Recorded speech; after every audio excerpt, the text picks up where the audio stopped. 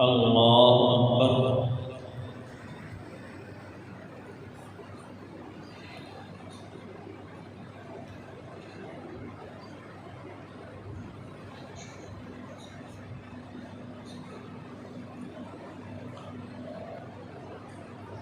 الحمد لله رب العالمين الرحمن الرحيم مالك يوم الدين إياك نعبد وإياك نستعين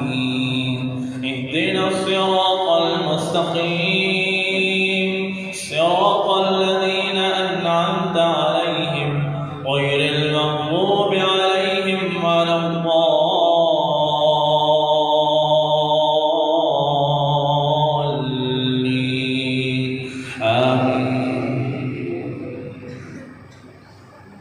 ويسألونك عن الروح قل الروح من أمر ربي وما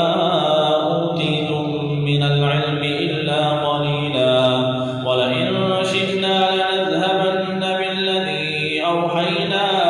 إليك ثم لا تجد لك به علينا وكيلا إلا رحمة من ربك إن فضله كان عليك كبيرا. قل لئن اجتمعت الإنس والجن على أن يأتوا بمثل هذا القرآن لا يأتون بمثله ولو كان بعضهم لبعض ظهيرا.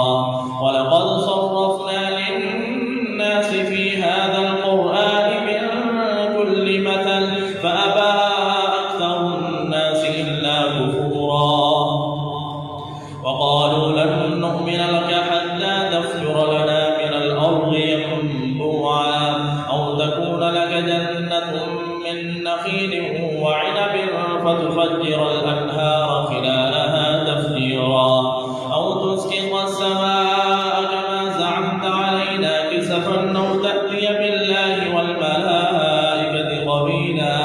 أو يكون لك بيت من زخرف أو ترقى في السماء ولن نؤمن لرقيك حتى تنزل علينا كتابا نقرأه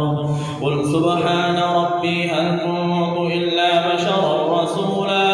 وما منع الناس أن يؤمنوا إذ جاءهم الهدى إلا أن قالوا أبعث الله بشرا رسولا. قل لو كان في الأرض ملائكة يمشون مطمئنين لنزلنا عليهم من السماء ملكا رسولا. قل كفى بالله شهيدا بيني وبينكم إنه كان بعباده خبيرا بصيرا. ومن يهد الله فهو المهتد ومن يضلل فلن تجد لهم أولياء من دونه ونحشرهم يوم القيامة على وجوههم عميا وبكما وصما مأواهم جهنم كلما خبت زدناهم سعيرا. ذلك جزاؤهم بأنهم كفروا بآياتنا وقالوا أإذا كنا عظاما ورفاتا أإنا لمبعوثون خلقا جديدا. أولم يروا أن الله الذي خلق السماوات والأرض قادر على أن يخلق مثلهم وجعل لهم أجلا لا ريب فيه فأبى الظالمون إلا كفورا. قل لو أنتم تملكون خزائن رحمة ربي إذا لأمسكتم خشية الإنفاق وكان الإنسان قتورا. ولقد آتينا موسى 9 آيات بينات فاسأل بني إسرائيل إذ جاءهم فقال له فرعون إني لأظنك يا موسى مسحورا. ولقد آتينا موسى 9 آيات بينات فاسأل بني إسرائيل إذ جاءهم فقال له فرعون إني لأظنك يا موسى مسحورا. فأراد أن يستفزهم من الأرض فأغرقناه ومن معه جميعا. وقلنا من بعده قال لقد علمت ما أنزل هؤلاء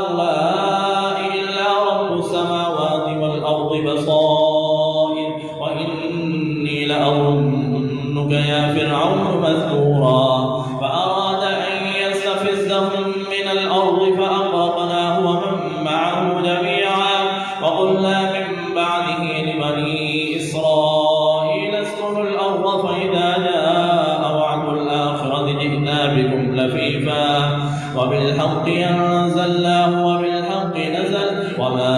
أرسلناك إلا مبشرا ونذيرا وقرآنا فرقناه لتقرأه على الناس على مكث ونزلناه تنزيلا قل آمنوا به أو لا تؤمنوا إن الذين أوتوا العلم من قبله إذا يتلى عليهم يخرون للأذقان سجدا.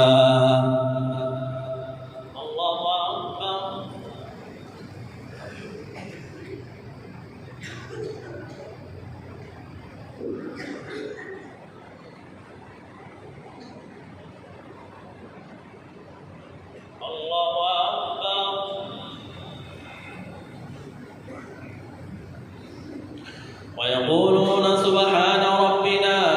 إن كان وعد ربنا لمفعولا ويخرون للأذقان يبكون ويزيدهم خشوعا قل ادعوا الله أو ادعوا الرحمن أيما تدعوا فله الأسماء الحسنى ولا تجهر بصلاتك ولا تخافت بها وابتغ بين ذلك سبيلا وقل الحمد لله الذي لم يتخذ ولدا ولم يكن له شريك في الملك ولم يكن له ولي من الذل وكبره تكبيرا.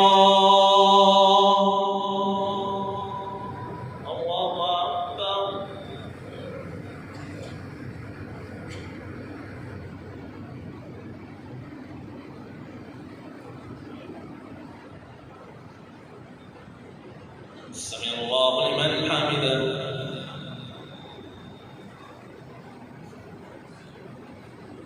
الله أكبر.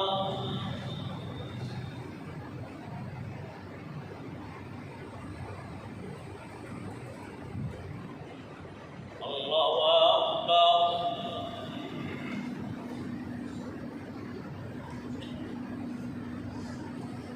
الله أكبر.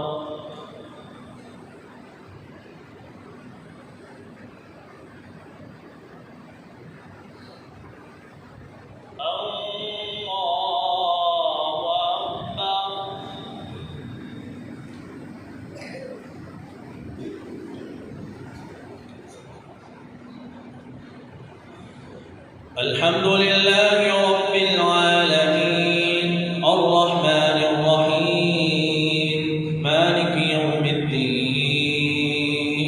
إياك نعبد وإياك نستعين اهدنا الصراط المستقيم صراط الذين أنعمت عليهم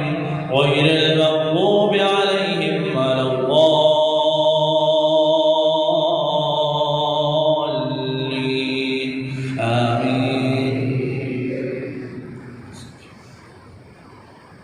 الحمد لله الذي أنزل على عبده الكتاب ولم يجعل له عوجا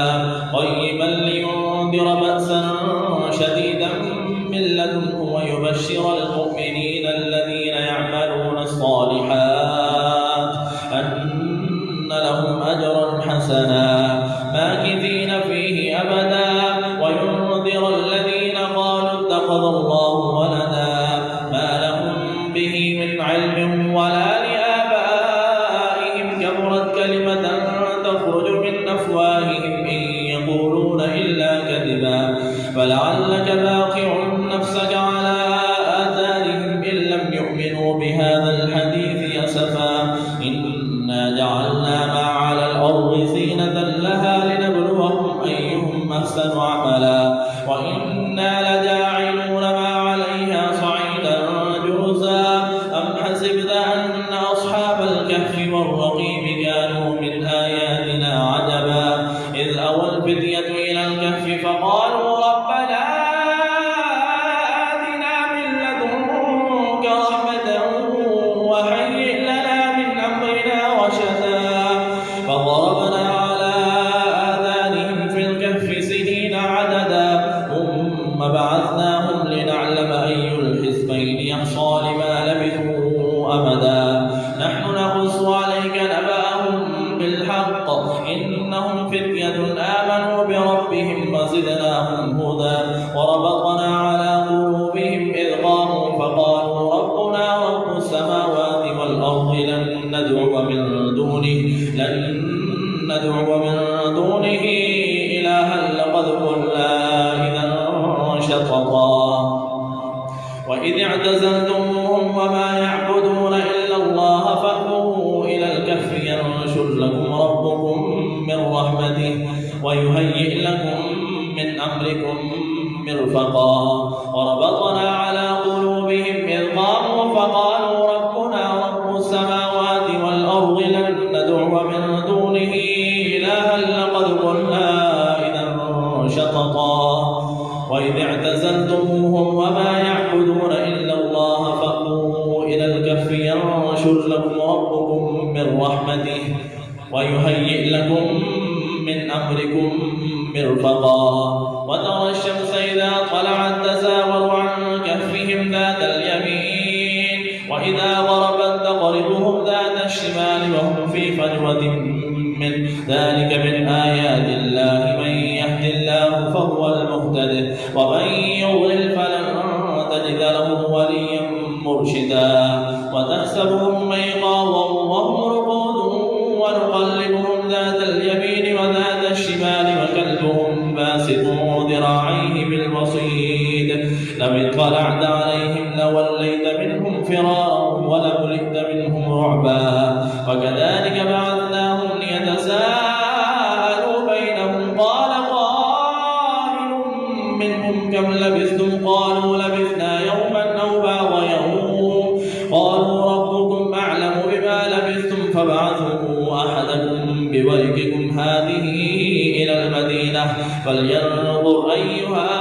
أزكى طعاما فليأتكم برزق منه وليتلطف ولا يشعرن بكم أحدا إنهم إن يظهروا عليكم يرجموكم أو يعيدوكم في ملتهم ولن تفلحوا إذا أبدا وكذلك أعثرنا عليهم ليعلموا أن وعد الله حق وأن الساعة لا ريب فيها إذ يتنازعون بينهم أمرهم فقالوا ابنوا عليهم بنيانا ربهم أعلم بهم قال الذين غلبوا على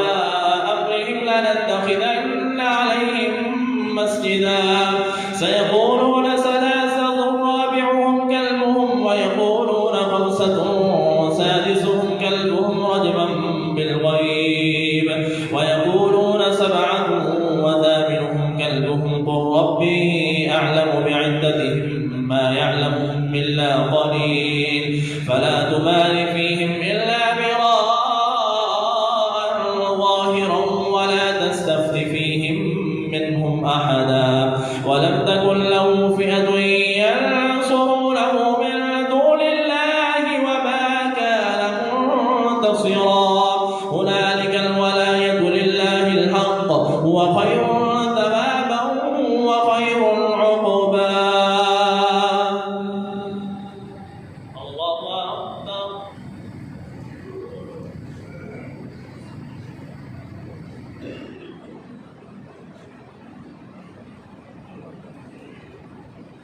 سمع الله لمن حمده الله أكبر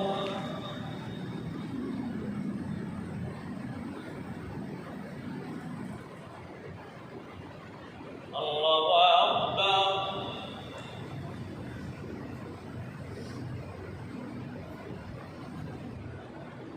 الله أكبر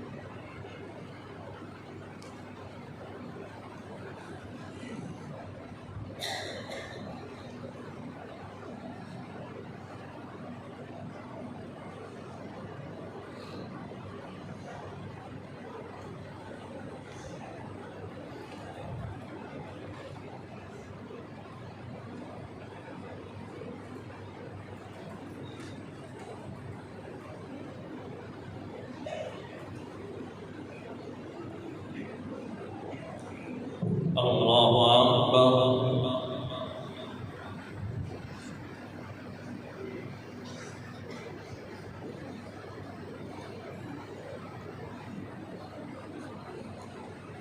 الحمد لله رب العالمين الرحمن الرحيم مالك يوم الدين إياك نعبد وإياك نستعين اهدنا الصراط المستقيم صراط الذين أنعمت عليهم غير المغضوب عليهم ولا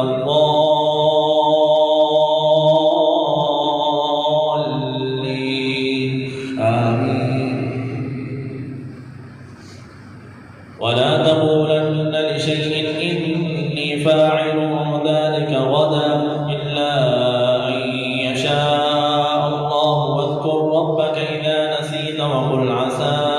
أن يهديني ربي لأقرب من هذا رشدا ولبثوا في كهفهم 300 سنين وازدادوا 9 قل الله أعلم بما لبثوا له غيب السماوات والأرض أبصر به وأسمع ما لهم من دونه من ولي ولا يشرك في حكمه أحدا واتل ما أوحي إليك من كتاب ربك لا مبدل لكلماته ولن تجد من دونه ملتحدا واصبر نفسك مع الذين يدعون ربهم بالغداة والعشي يريدون وجهه ولا تعد عيناك عنهم تريد زينة الحياة الدنيا ولا تطع من أغفلنا قلبه عن ذكرنا واتبع هواه وكان أمره فرطا فقل الحق من ربكم فمن شاء فليؤمن ومن شاء فليكفر إنا أعتدنا للظالمين نارا أحاط بهم سرادقها وإن يستغيثوا يغاثوا بماء كالمهل يشوي الوجوه بئس الشراب وساءت مرتفقا إن الذين آمنوا وعملوا الصالحات إنا لا نضيع أجر من أحسن عملا أولئك لهم جنات عدن تجري من تحتهم الأنهار يحلون فيها من أساور من ذهب ويلبسون ثيابا خضرا من سندس واستبرق متكئين فيها على الأرائك نعم الثواب وحسنت مرتفقا واضرب لهم مثلا الرجلين جعلنا لأحدهما جنتين من أعناب وحففناهما بنخل وجعلنا بينهما زرعا كلتا الجنتين آتت أكلها ولم تظلم منه شيئا وفجرنا خلالهما نهرا وكان له ثمر فقال لصاحبه وهو يحاوره أنا أكثر منك مالا وأعز نفرا ودخل جنته وهو ظالم لنفسه قال ما أظن أن تبيد هذه أبدا وما أظن أن تبيد هذه أبدا وما أظن الساعة قائمة ولئن رددت إلى ربي لأجدن خيرا منها منقلبا قال له صاحبه وهو يحاوره أكفرت بالذي خلقك من تراب ثم من نطفة ثم سواك رجلا لكن هو الله ربي ولا أشرك بربي أحدا ولولا إذ دخلت جنتك قلت ما شاء الله لا قوة إلا بالله إن ترني أنا أقل منك مالا وولدا فعسى ربي أن يؤتيني خيرا من جنتك ويرسل عليها حسبانا من السماء فتصبح صعيدا زلقا أو يصبح ماؤها غورا فلن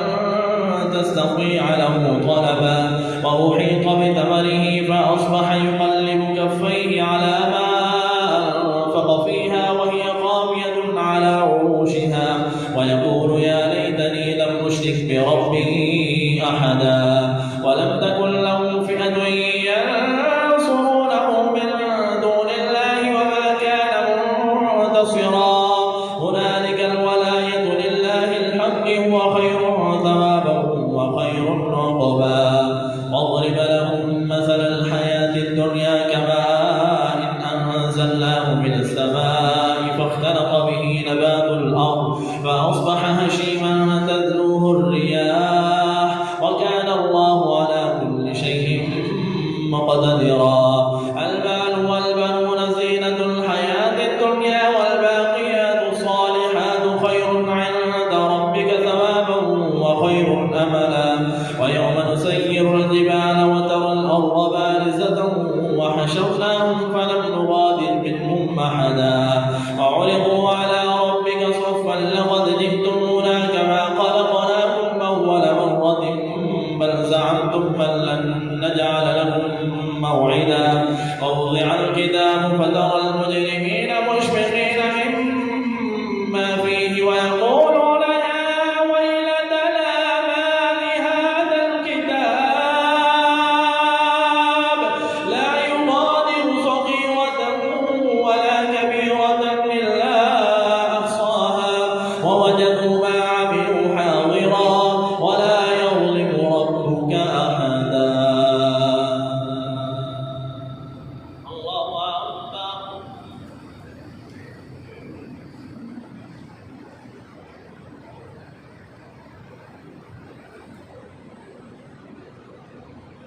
سمع الله لمن حمده الله أكبر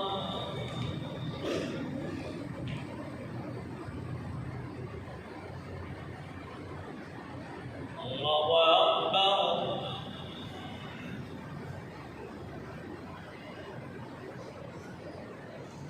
الله أكبر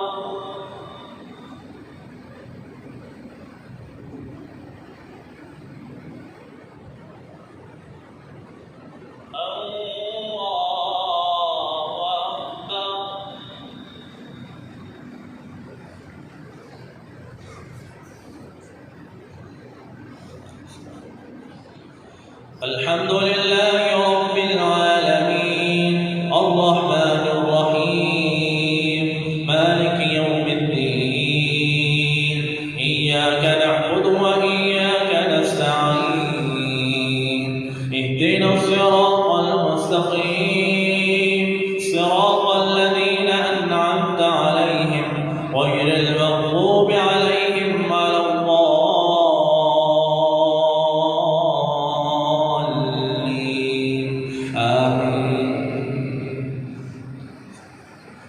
وإذ قلنا للملائكة اسجدوا لآدم فسجدوا إلا إبليس كان من الجن ففسق عن أمر ربه أفتتخذونه وذريته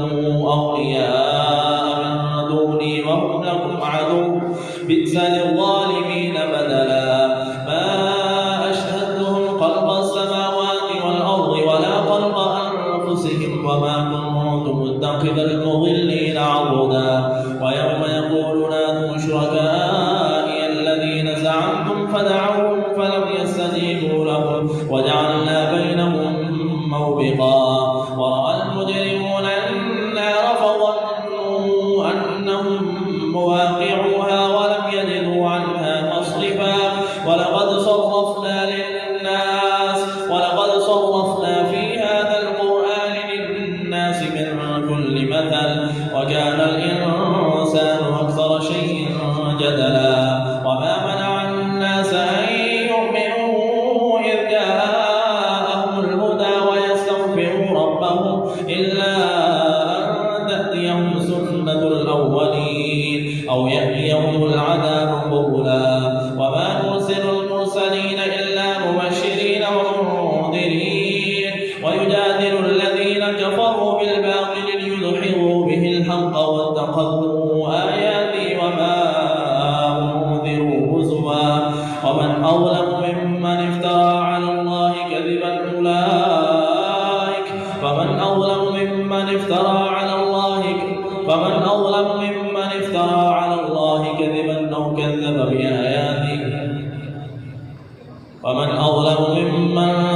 بآيات ربه فأعرض عنها ونسي ما قدمت يداه إنا جعلنا على قلوبهم أكنة أن يفقهوا وفي آذانهم وقرا وإن تدعوهم إلى الهدى فلن يهتدوا إذا أبدا وربك الغفور ذو الرحمة لو يؤاخذهم بما كسبوا لعجل لهم العذاب بل لهم موعد لن يجدوا من دونه موئلا وتلك القرى أهلكناهم لما ظلموا وجعلنا لمهلكهم موعدا وإذ قال موسى لفتاه لا أبرح حتى أبلغ مجمع البحرين أو أمضي حقبا فلما بلغا مجمع بينهما نسيا حوتهما فاتخذ سبيله في البحر سربا فلما جاوزا قال لفتاه آتنا غداءنا لقد لقينا من سفرنا هذا نصبا قال أرأيت إذ أوينا إلى الصخرة فإني نسيت الحوت وما أنسانيه إلا الشيطان أن أذكره واتخذ سبيله في البحر عجبا قال ذلك ما كنا نبغي فارتدا على آثارهما قصصا فوجدا عبدا من عبادنا آتيناه رحمة من عندنا وعلمناه من لدنا علما قال له موسى هل أتبعك على أن تعلمني مما علمت رشدا قال إنك لن تستطيع معي صبرا وكيف تصبر على ما لم تحط به خبرا قال ستجدني إن شاء الله صابرا ولا أعصي لك أمرا قال فإن اتبعتني فلا تسألني عن شيء حتى أحدث لك منه ذكرا فانطلقا حتى إذا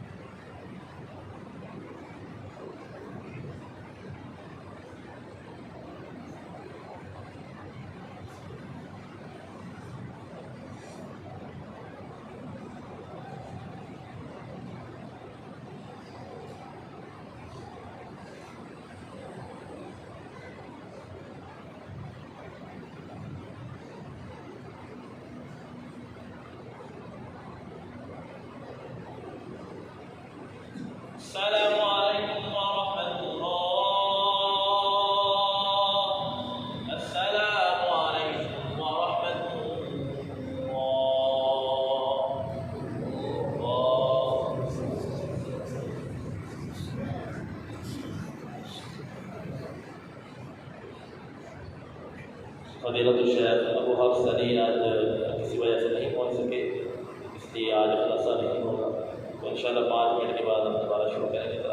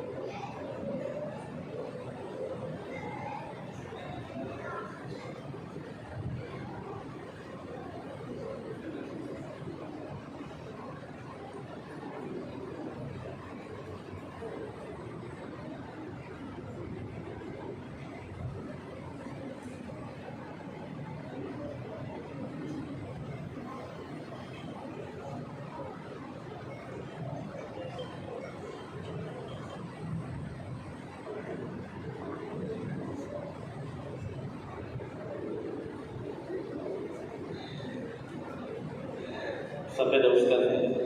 terus nanti banyak kerja yang silakan.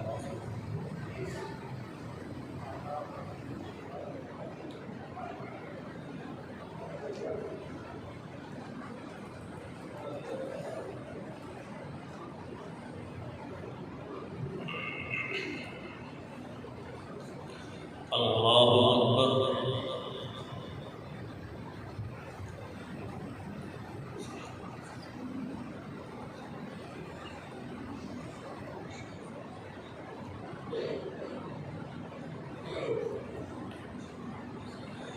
Alhamdulillahi Rabbil Alamin Ar-Rahmanir Rahim Maliki Yawmiddin Iyyaka na'budu wa iyyaka nasta'in Ihdinas siratal mustaqim Siratal ladzina an'amta 'alaihim ghairil maghdubi 'alaihim waladdallin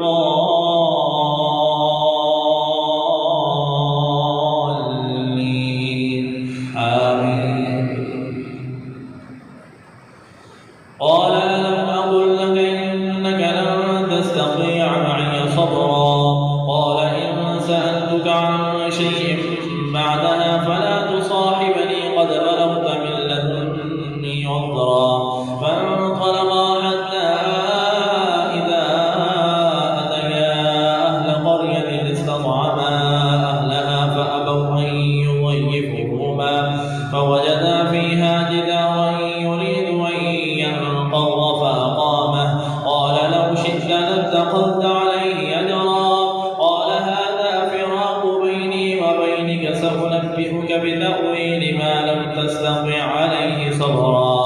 أما السفينة فكانت لمساكين يعملون في البحر فأردت أن أعيبها وكان وراءهم ملك يأخذ كل سفينة غصبا وأما الغلام فكان أبواه مؤمنين فخشينا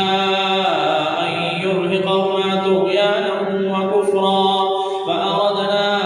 أن يبدلهما ربهما خيرا منه زكاة وأقرب رحما وأما الجدار فكان لغلامين يتيمين في المدينة وكان تحته كنز لهما وكان أبوهما صالحا فأراد ربك أن يبلغا أشدهما ويستخرجا كنزهما رحمة من ربك وما فعلته عن أمري ذلك تأويل ما لم تستطع عليه صبرا ويسألونك عن ذي القرنين قل سأتلو عليكم منه ذكرا إنا مكنا له في الأرض وآتيناه من كل شيء سببا فأتبع سببا حتى إذا بلغ مغرب الشمس وجدها تغرب في عين حمئة ووجد عندها قوما قلنا يا ذا القرنين إما أن تعذب وإما أن تتخذ فيهم حسنا قال أما من ظلم فسوف نعذبه ثم يرد إلى ربه فيعذبه عذابا نكرا وأما من آمن وعمل صالحا فله جزاء الحسنى وسنقول له من أمرنا يسرا ثم أتبع سببا حتى إذا بلغ مطلع الشمس وجدها تطلع على قوم لم نجعل لهم من دونها سترا كذلك وقد أحطنا بما لديه خبرا ثم أتبع سببا حتى إذا بلغ بين السدين وجد من دونهما قوما لا يكادون يفقهون قولا قالوا يا ذا القرنين إن يأجوج ومأجوج مفسدون في الأرض فهل نجعل لك خرجا على أن تجعل بيننا وبينهم سدا قال ما مكنني فيه ربي خير فأعينوني بقوة أجعل بينكم وبينهم ردما آتوني زبر الحديد حتى إذا ساوى بين الصدفين قال انفضوا حتى إذا جعله نارا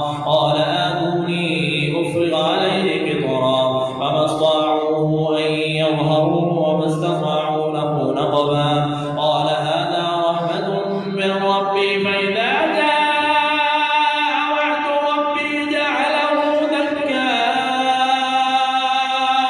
وكان وعد ربي حقا وتركنا بعضهم يومئذ يموج في بعض ونفخ في الصور فجمعناهم جمعا وعرضنا جهنم يومئذ للكافرين عرضا الذين كانت أعينهم في غطاء عن ذكري وكانوا لا يستطيعون سمعا أفحسب الذين كفروا أن يتخذوا عبادي من دوني أولياء إنا أعتدنا جهنم للكافرين نزلا قل هل ننبئكم بالأخسرين أعمالا الذين ضل سعيهم في الحياة الدنيا وهم يحسبون أنهم يحسنون صنعا أولئك الذين كفروا بآيات ربهم ولقائه فحبطت أعمالهم فلا نقيم لهم يوم القيامة وزنا ذلك جزاؤهم جهنم بما كفروا واتخذوا آياتي ورسلي هزوا إن الذين آمنوا وعملوا الصالحات كانت لهم جنات الفردوس نزلا خالدين فيها لا يبغون عنها حولا قل لو كان البحر مدادا لكلمات ربي لنفد البحر قبل أن تنفد كلمات ربي ولو جئنا بمثله مددا قل إنما أنا بشر مثلكم يوحى إلي أنما إلهكم إله واحد فمن كان يرجو لقاء ربه فليعمل عملا صالحا ولا يشرك بعبادة ربه أحدا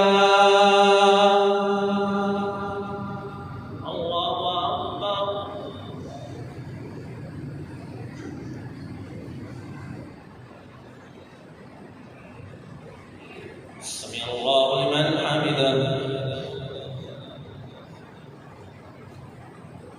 الله أكبر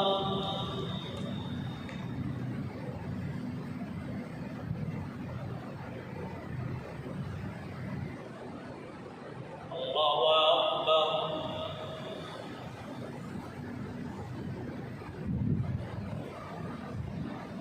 الله أكبر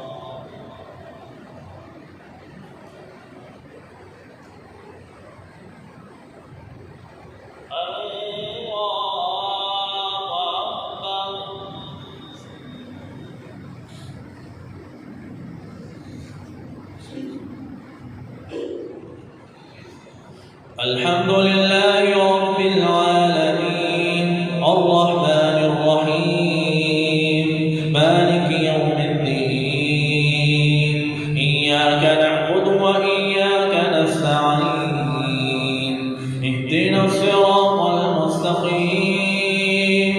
صراط الذين أنعمت عليهم غير المغضوب عليهم ولا الضالين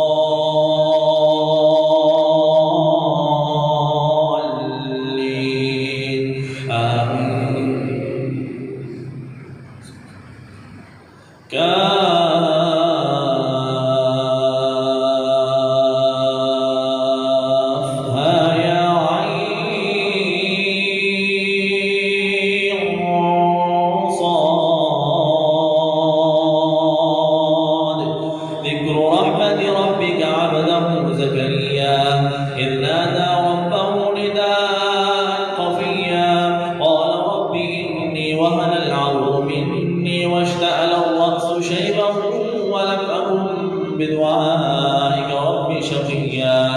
وإني خفت الموالي من ورائي وكانت امرأتي عاقرا فهب لي من لدنك وليا يرثني ويرث من آل يعقوب واجعله رب رضيا يا زكريا إنا نبشرك بغلام اسمه يحيى لم نجعل له من قبل سميا قال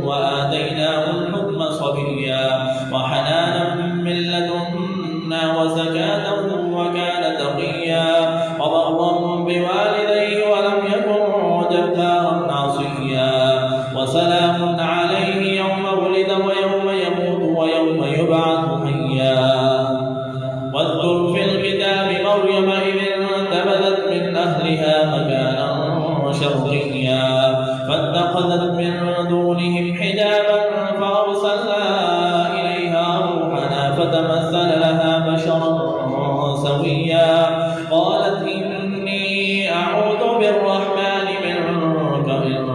كنت تقيا قال إنما أنا رسول ربك لأهب لك غلاما زكيا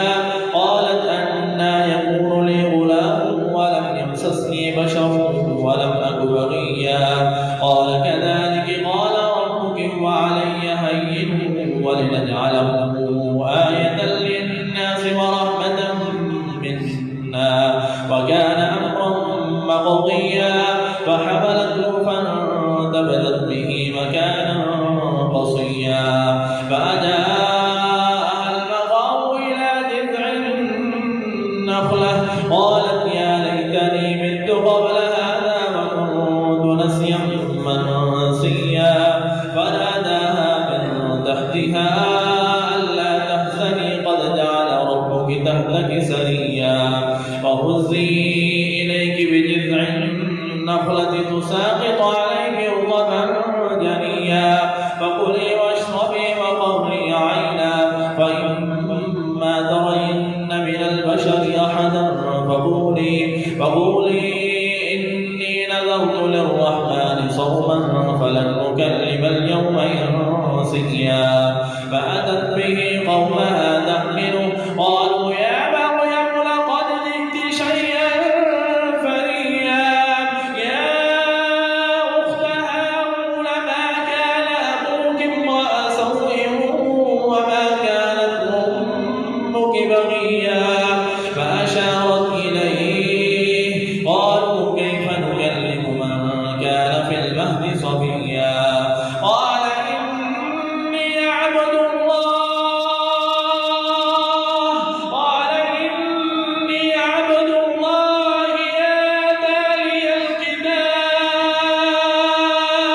آتاني الكتاب وجعلني نبيا وجعلني مباركا أينما كنت وأوصاني بالصلاة والزكاة ما دمت حيا الله أكبر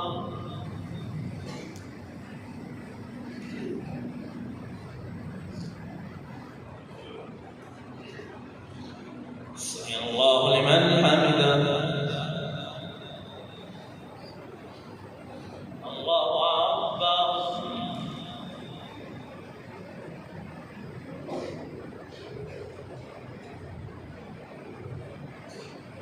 الله أكبر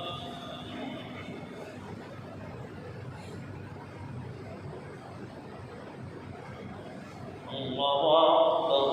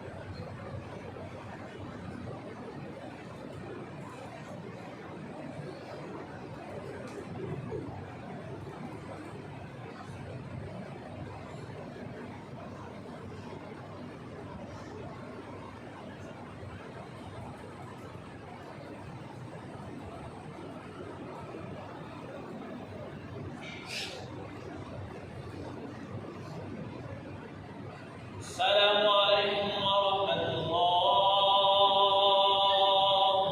السلام عليكم ورحمة الله.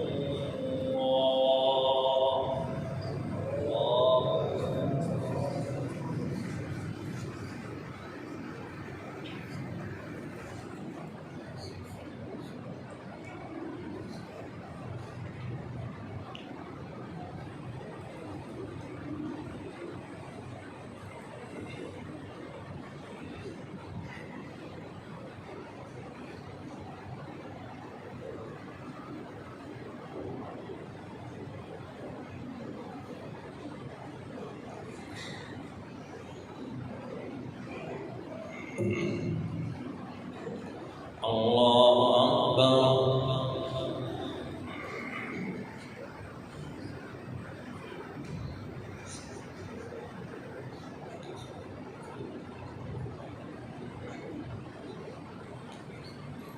الحمد لله رب العالمين الرحمن الرحيم مالك يوم الدين إياك نعبد وإياك نستعين اهدنا الصراط المستقيم صراط الذين أنعمت عليهم غير المغضوب عليهم ولا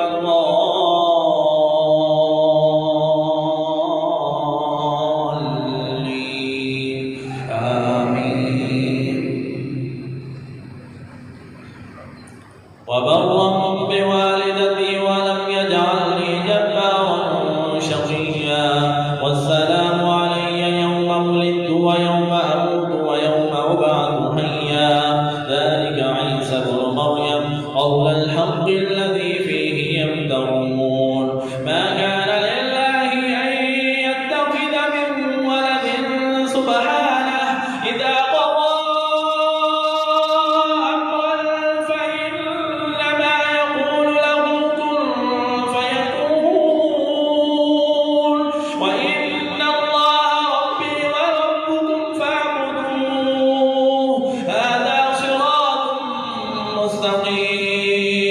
فاختلف الأحزاب من بينهم فويل للذين كفروا من مشهد يوم عظيم أسمع بهم وأبصر يوم يأتوننا لكن الظالمون اليوم في ضلال مبين وأنذرهم يوم الحسرة إذ قضي الأمر وهم في غفلة وهم لا يؤمنون إنا نحن نرث الأرض ومن عليها وإلينا يرجعون واذكر في الكتاب إبراهيم إنه كان صديقا نبيا إذ قال لأبيه يا أبت لم تعبد ما لا يسمع ولا يبصر ولا يغني عنك شيئا يا أبت إني قد جاءني من العلم ما لم يأتك فاتبعني أهدك صراطا سويا يا الشيطان كان للرحمن عصيا يا أبت إني أخاف أن يمسك عذاب من الرحمن فتكون للشيطان وليا قال أراغب أنت عن آلهتي يا إبراهيم لئن لم تنته لأرجمنك واهجرني مليا قال سلام عليك سأستغفر لك ربي إنه كان بي حفيا وأعتزلكم وما تدعون من دون الله وأدعو ربي عسى ألا أكون بدعاء ربي شقيا فلما اعتزلهم وما يعبدون من دون الله وهبنا له إسحاق ويعقوب وكلا جعلنا نبيا ووهبنا لهم من رحمتنا وجعلنا لهم لسان صدق عليا واذكر في الكتاب موسى إنه كان مخلصا وكان رسولا نبيا وناديناه من جانب الطور الأيمن وقربناه هديا ووهبنا له من رحمتنا أخاه هارون نبيا واذكر في الكتاب إسماعيل إنه كان صادق الوعد وكان رسولا نبيا وكان يأمر أهله بالصلاة والزكاة وكان عند ربه مرضيا واذكر في الكتاب إدريس إنه كان صديقا نبيا ورفعناه مكانا عليا أولئك الذين أنعم الله عليهم من النبيين من ذرية آدم وممن حملنا مع نوح ومن ذرية إبراهيم وإسرائيل وممن هدينا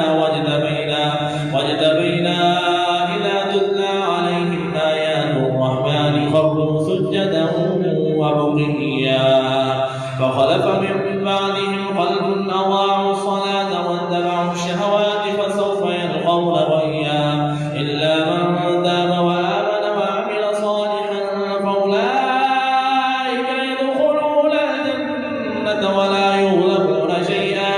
جنات عدن التي وعد الرحمن عباده بالغيب إنه كان وعده مهديا لا يسمعون فيها لغوا إلا سلاما ولهم رزقهم فيها بكرة وعشيا تلك الجنة التي نورث من عبادنا من كان تقيا وما نتنزل إلا بأمر ربك له ما بين أيدينا وما خلفنا وما بين ذلك وما كان ربك نسيا رب السماوات والأرض وما بينهما فاعبده واصطبر لعبادته هل تعلم له سميا ويقول الإنسان أإذا ما مت لسوف أخرج حيا أولا يذكر الإنسان أنا خلقناه من قبل ولم يك شيئا فوربك لنحشرنهم والشياطين ثم لنحضرنهم حول جهنم جثيا ثم لننزعن من كل شيعة أيهم أشد على الرحمن عتيا ثم لنحن أعلم بالذين هم أولى بها صليا وإن منكم إلا واردها كان على ربك حتما مقضيا ثم ننجي الذين اتقوا ونذر الظالمين فيها جثيا وإذا تتلى عليهم آياتنا بينات قال الذين كفروا للذين آمنوا أي الفريقين خير مقاما وأحسن نديا وكم أهلكنا قبلهم من قرن هم أحسن أثاثا ورئيا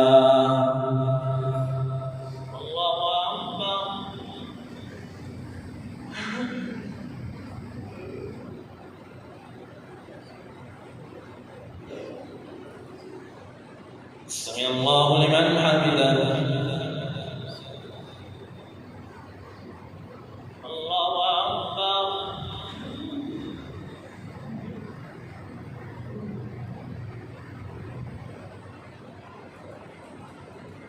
الله أكبر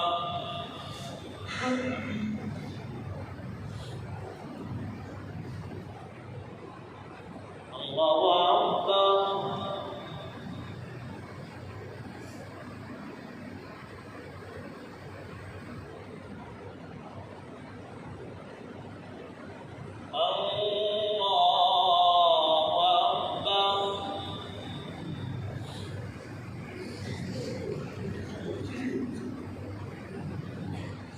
الحمد لله رب العالمين الرحمن الرحيم مالك يوم الدين إياك نعبد وإياك نستعين اهدنا الصراط المستقيم صراط الذين أنعمت عليهم غير المغضوب عليهم ولا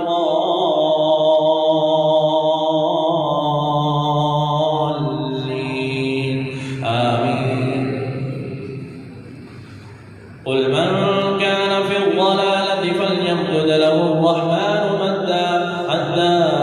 إذا رأوا ما يوعدون إما العذاب وإما الساعة فسيعلمون من هو شر مكانا وأضعف جندا ويزيد الله الذين اهتدوا هدى والباقيات الصالحات خير عند ربك ثوابا وخير مردا أفرأيت الذي كفر بآياتنا وقال لأوتين مالا وولدا أطلع الغيب أم اتخذ عند الرحمن عهدا كلا سنكتب ما يقول ونمد له من العذاب مدا ونرثه ما يقول ويهدينا فردا واتخذوا من دون الله آلهة ليكونوا لهم عزا كلا سيكفرون بعبادتهم ويكونون عليهم ضدا ألم تر أنا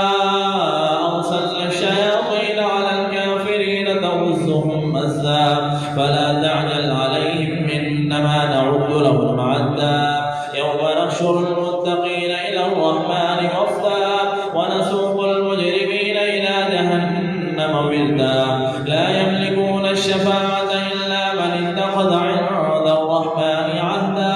وقالوا اتخذ الرحمن ولدا لقد جئتم شيئا إدا تكاد السماوات يتفطرن منه وتنشق الأرض وتخر الجبال هدا أن دعوا للرحمن ولدا وما ينبغي للرحمن أن يتخذ ولدا إن كل من في السماوات والأرض إلا آتي الرحمن عبدا لقد أحصاهم وعدهم عدا وكلهم آتيه يوم القيامة فردا إن الذين آمنوا وعملوا الصالحات سيجعل لهم الرحمن ودا فإنما يسرناه بلسانك لتبشر به المتقين وتنذر به قوما لدا وكم أهلكنا قبلهم من قرن هل تحس منهم من أحد أو تسمع لهم ركزا بسم الله الرحمن الرحيم طه ما أنزلنا عليك القرآن لتشقى إلا تذكرة لمن يخشى تنزيلا ممن خلق الأرض والسماوات العلى الرحمن على العرش استوى له ما في السماوات وما في الأرض وما بينهما وما تحت الثرى وإن تجهر بالقول فإنه يعلم السر وأخفى الله لا إله إلا هو له الأسماء الحسنى وهل أتاك حديث موسى إذ رأى نارا فقال لأهلهم كثوا إني آنست نارا لعلي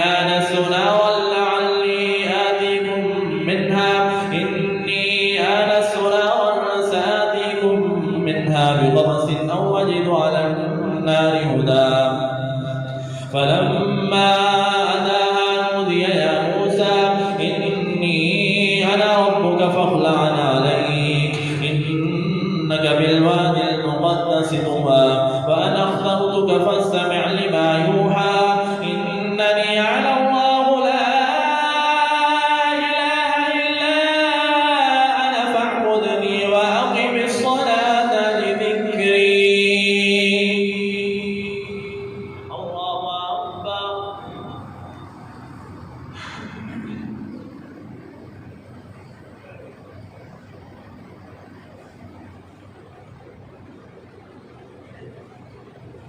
سمع الله لمن حمده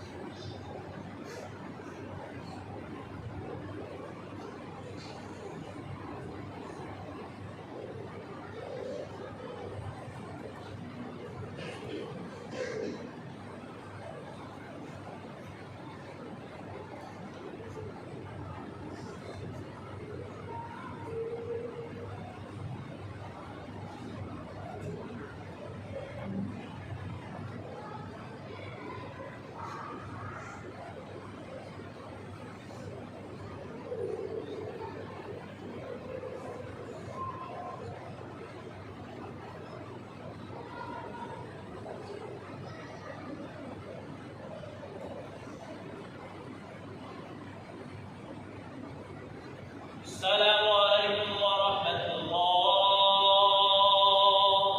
السلام عليكم ورحمة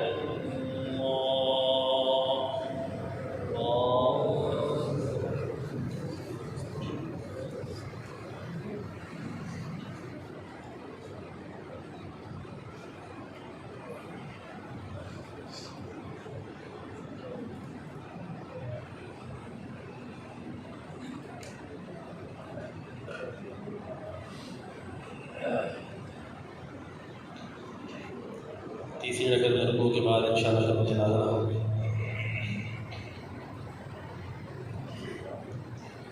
अल्लाहु अकबर।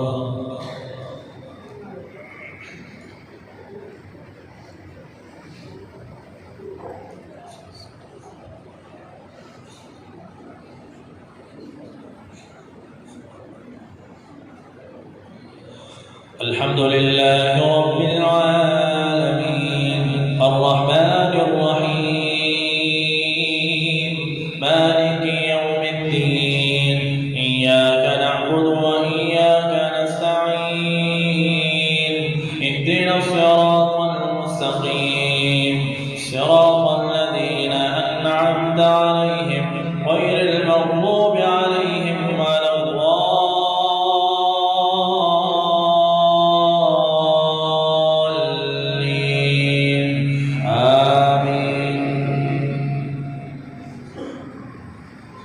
سبح اسم ربك الأعلى الذي خلق فسوى والذي قدر فهدى والذي أخرج المرعى فجعله غثاء نحوا سنقرئك فلا تنسى إلا ما شاء الله إنه يعلم الجهر وما يخفى ونيسرك لليسرى فذكر إن نفعت الذكرى سيذكر من يخشى ويتجنبها الأشقى الذي يصلى النار الكبرى ثم لا يموت فيها ولا يحيا قد أفلح من تزكى وذكر اسم ربه فصلى بل تؤثرون الحياة الدنيا والآخرة خير وأبقى إن هذا لفي الصحف الأولى صحف إبراهيم وموسى. الله أكبر.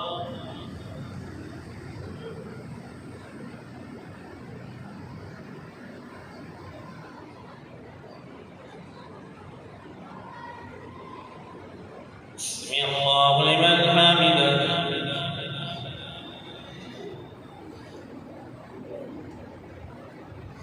الله أكبر.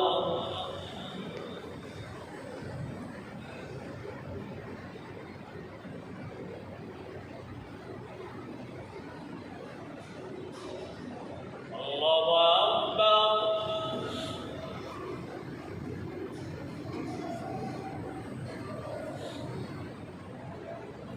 الله أكبر.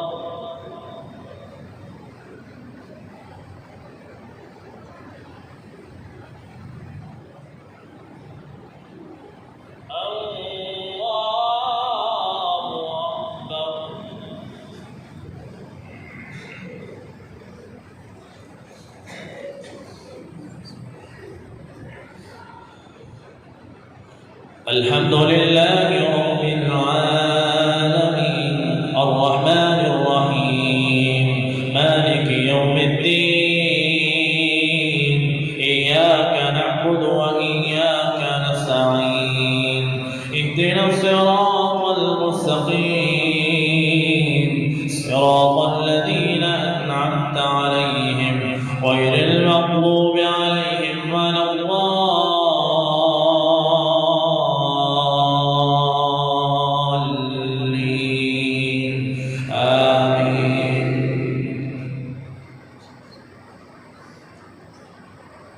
قل يا أيها الكافرون لا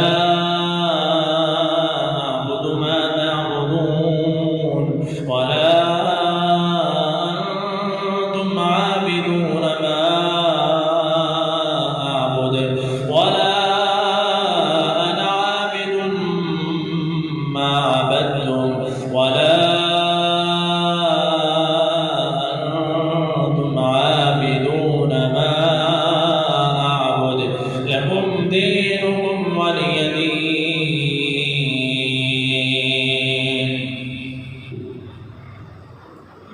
الله أكبر.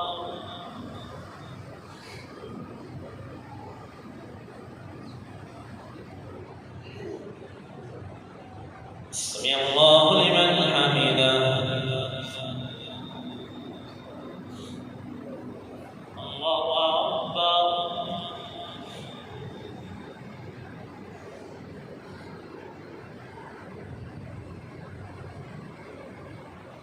الله أكبر.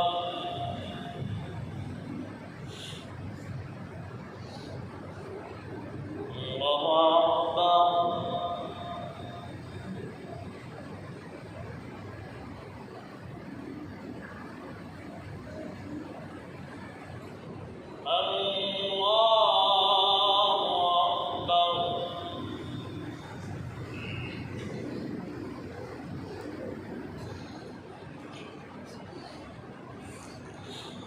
الحمد لله رب العالمين الرحمن الرحيم مالك يوم الدين إياك نعبد وإياك نستعين اهدنا الصراط المستقيم صراط الذين أنعمت عليهم غير المغضوب عليهم ولا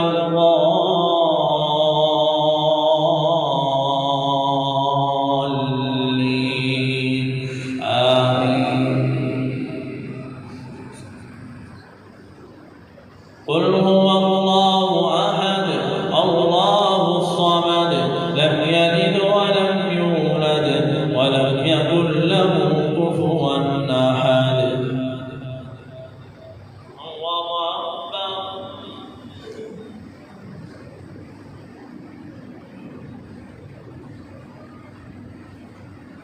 سمع الله لمن حمده. اللهم لك الحمد وأنت نور السماوات والأرض ومن فيهن ولك الحمد أنت قيوم السماوات والأرض ومن فيهن ولك الحمد أنت ملك السماوات والأرض ومن فيهن ولك الحمد أنت ملك السماوات والأرض ومن فيهن ولك الحمد أنت رب السماوات والأرض ومن فيهن ولك الحمد أنت الحق ووعدك الحق ولقاؤك حق وقولك الحق والجنة حق والنار حق والساعة حق ومحمد صلى الله عليه وسلم حق. اللهم لك أسلمنا وبك آمنا وعليك توكلنا وإليك أنبنا وبك خاصمنا وإليك حاكمنا فاغفر لنا ما قدمنا وما أخرنا وما أعلنا. اللهم أنت المقدم وأنت المؤخر لا إله إلا أنت. اللهم لك الحمد حتى ترضانا يا ربنا ويا خالقنا ويا مالكنا ويا رازقنا ويا سيدنا. اللهم لك الحمد كله ولك الشكر كله وإليك نسعى ونحمد ونرجو رحمتك ونخشى عذابك يا إلهنا يا إلهنا ويا مالكنا ويا سيدنا. عز دارك وجل ثناؤك وتقدست أسماؤك ولا إله غيرك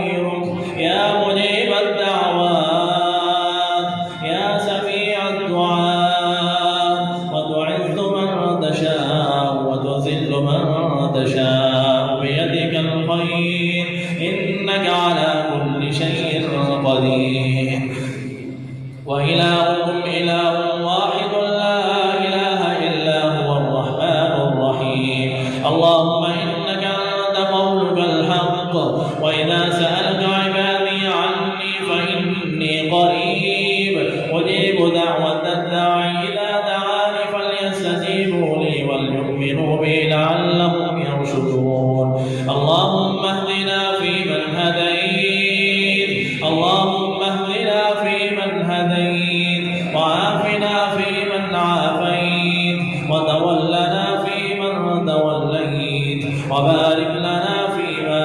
أعطيت، وقنا واصرف عنا شر ما قضيت، فإنك تقضي ولا يقضى عليك، إنه لا يذل من واليت ولا يعز من عاديت، تبارك ربنا وتعاليت. نستغفرك اللهم من جميع الذنوب والخطايا ونتوب إليك. اللهم اغفر لنا وللمؤمنين والمؤمنات والمسلمين والمسلمات، وألف بين قلوبهم وأصلح ذات بينهم، وانصرهم على عدوك وعدوهم. اللهم العن الكفرة الذين يصدون عن سبيلك ويكذبون رسلك ويقاتلون أولياءك. اللهم خالف بين كلمتهم وزلزل أقدامهم وشتت شملهم وفرق جمعهم ومزقهم وفرق جمعهم وخرق بنيانهم ودمر ديارهم، وأنزل بهم بأسك الذي لا ترده عن القوم المجرمين. اللهم خذهم كما أخذت عادا وثمود. اللهم اكفنا شرهم بما شئت وكيف شئت. اللهم إنا نجعلك في نحورهم ونعوذ بك من شرورهم. اللهم انصر إخواننا المسلمين، اللهم انصر الإسلام والمسلمين، اللهم انصر الجهاد والمجاهدين الذين يجاهدون في سبيلك في كل مكان. اللهم انصرهم واحفظهم، اللهم ثبت أقدامهم وسدد رميهم. اللهم أنزل السكينة في قلوبهم، اللهم أنزل السكينة عليهم وأثابهم فتحا قريبا. اللهم انصرهم نصرا مؤزرا وافتح لهم فتحا مبينا.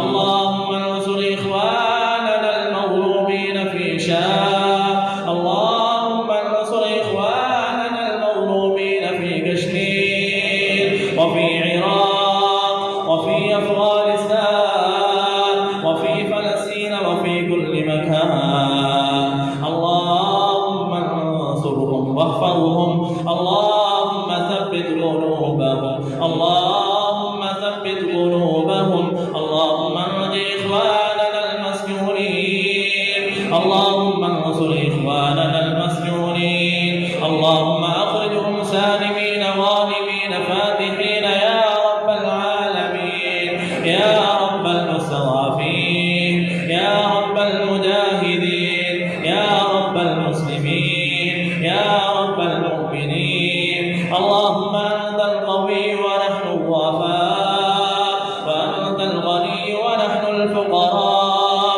نشكو إليك ضعف قوتنا وقلة حيلتنا وهواننا على الناس يا رب العالمين، يا أرحم الراحمين. ارحمنا على أهوالنا، ارحم على أهوالنا، ولا تنظر إلى سوء أعمالنا. يا أجود الأجودين، يا أكرم الأكرمين، يا ذا المن والعطاء، يا منان، يا حنان، يا رب السماوات والأرض، يا رب جبرائيل وميكائيل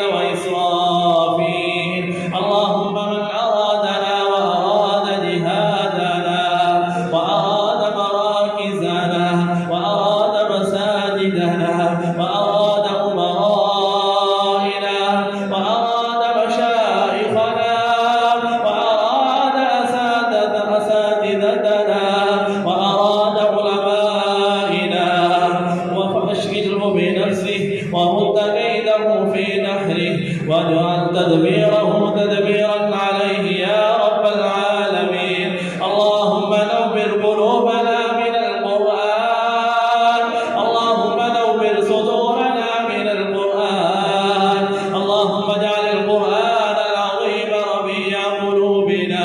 ونور صدورنا وذهاب همومنا وغمومنا. اللهم اشف صدورنا بالقرآن، اللهم اشف صدورنا بالقرآن، اللهم ادخلنا الجنة بالقرآن. اللهم افتح لنا أبواب الجنة، اللهم افتح لنا أبواب الجنة في هذه الليلة الشريفة في شهر رمضان. اللهم اجعلنا من أهل الجنة في هذه الليلة الشريفة. اللهم أعتق رقابنا ورقاب آبائنا ورقاب أمهاتنا ورقاب ذرياتنا ورقاب إخواننا ورقاب علمائنا ورقاب مشايخنا ورقاب أساتذتنا ورقاب أبنائنا من النار. اللهم أعتق رقابنا من النار يا عزيز يا غفار، يا عزيز يا غفار. ارحمنا ارحمنا بالقرآن العظيم، ارحمنا بالقرآن العظيم. اللهم أعتق رقابنا من النار. اللهم إنا نجعلك في نحورهم ونعوذ بك من شرورهم. اللهم استر عوراتنا وآمن روعاتنا. اللهم طهر قلوبنا من النفاق وأعمالنا من الرياء وألسنتنا من الكذب وأعيننا من الخيانة، فإنك تعلم خائنة الأعين وما تخفي الصدور. اللهم إنا نعوذ برضاك من سخطك وبمعافاتك من عقوبتك وبك منك لا نحصي ثناء عليك كما أثنيت على نفسك. يا حي يا الله، يا قيوم يا الله، يا تواب يا الله، يا غفار يا الله، يا رحمن يا الله، يا رحيم يا الله، يا الله يا الله يا الله. رب غفور، رب شكور، رب تواب، رب تواب. يا عزيز يا رحيم، يا كريم يا حليم، يا عزيز يا سلام، يا عزيز يا سلام، يا تواب يا حكيم، يا ملك القدوس السلام المؤمن المهيمن العزيز الجبار المتكبر. سبحان الله عما يشركون. اللهم تقبل منا تلاوة القرآن، اللهم تقبل منا تلاوة القرآن في شهر رمضان. اللهم تقبل أعمالنا، اللهم تقبل صيامنا، اللهم تقبل قيامنا، اللهم تقبل ركوعنا، اللهم تقبل سجودنا برحمتك يا أرحم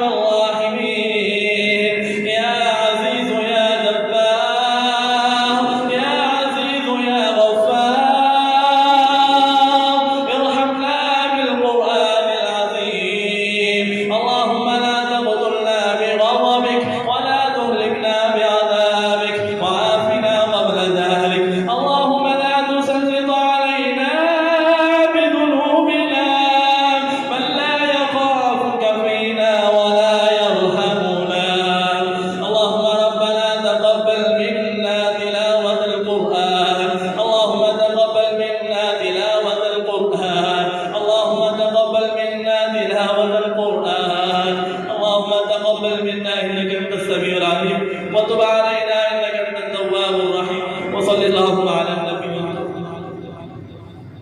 الله أكبر.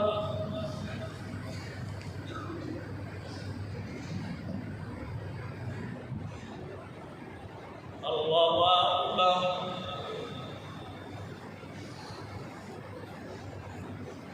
الله أكبر.